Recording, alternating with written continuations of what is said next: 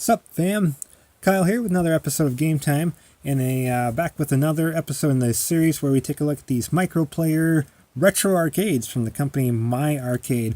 I'll provide a link in the description to a couple other videos that we're doing. I have a few to show off, but I'm just doing two at a time as to kind of keep the videos a little bit shorter. And on this video, we're going to be taking a look at Dig Dug and Burgertime. So we'll start with the Dig Dug first.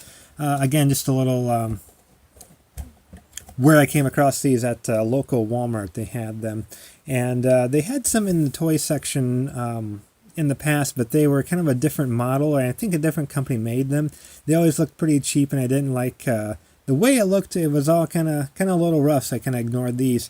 But I saw these not too long ago. I'm like, you know what? These are actually pretty good. I got a chance to play one. I'm like, I'm sold. These are the real deal. I really like these. So you can see on front kind of some fun artwork. On the side, all these are very similar, just kind of a little bit of what the game's about on the side. Got that on the back. And on that side, just some more artwork. Open it up here. You see basically the same thing. Fun little arcade cabinets. They actually shaped like arcade cabinets. They are pretty light. They got a little heft to them on the bottom. This is where the power button is there. But the joysticks feel pretty nice. I like it kind of nice and tight there. Buttons nice and buttony. And with these joysticks, you can actually twist off and remove. If you want to use just the D-pad, you are able to do so. Though these are arcade games, I'm not sure why you would. 4 AA batteries on the back. Otherwise, there's a headphone jack there on top if you want to do that. A little micro USB port there, where you can actually plug it into a micro USB player and plug it into whatever, and it will work.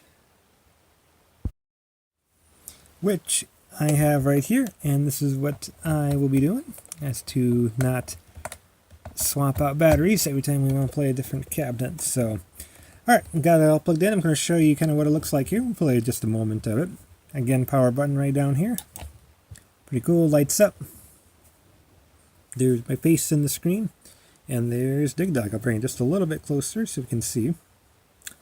And as I said on a couple of the other videos, these really remind me more of the NES version. Feel free to leave a comment, either agreeing or disagreeing with me, but we'll give it a go here. Sounds pretty good. The Galaga version was a little distorted, but Dig Dug sounds pretty darn good. It's a little awkward to play like this, but we're only going to do it here for a brief moment, so. I never actually liked Dig Dug all that much, so bear with me if I'm not very good at it. I never cared for it as much as something like Galaga or Pac-Man, so.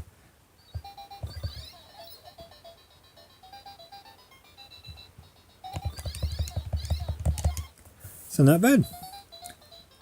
And again, it reminds me a little bit more of the NES version, because while playing, you can actually pause the game, you can reset it, etc. So there's where the sound comes out of there in the back. So let's take a look at our other one that we had, which was Burgertime. There's the fronts there, a little history of the game on the side. I like that.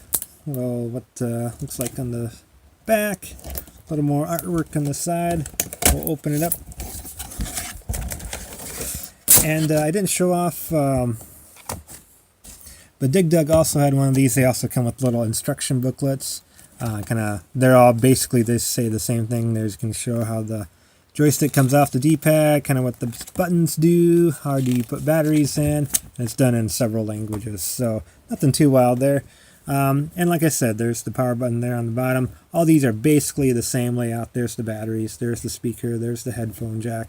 There's that on the side. So let's plug this bad boy in. And this, without a question, is the NES port. I played the NES version of Burgertime many, many times. So I know what that looks like. Get it a little more centered. We'll press start. Player 1 ready. Sounds a little rough on here as well, but now it's good. It just made that opening chime was a little iffy.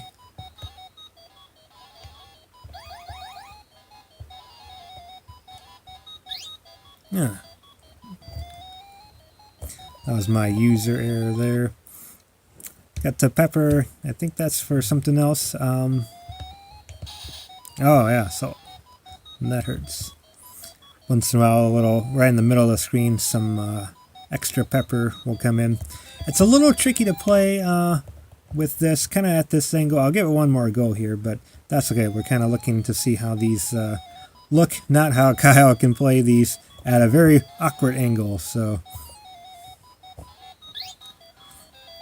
not good there, but basically you get the idea. That's all right. Yeah, that's and like I say, you can pause it there. So reset, if you will. Very much like the NES counterpart. So altogether, I like these quite a bit, and like I said, I found mine at the local Walmart. I don't go there a whole lot, but I was very surprised to see these in the electronics section. Like I said, they had some similar ones in the toy section, but they were they were packaged different, and I'm sure they're from a different company, and they just looked a little rough. So I'm glad to have these in the collection. So hopefully you like this as well, and yeah, we'll see you in the next video. Thanks for watching, everybody, and take care.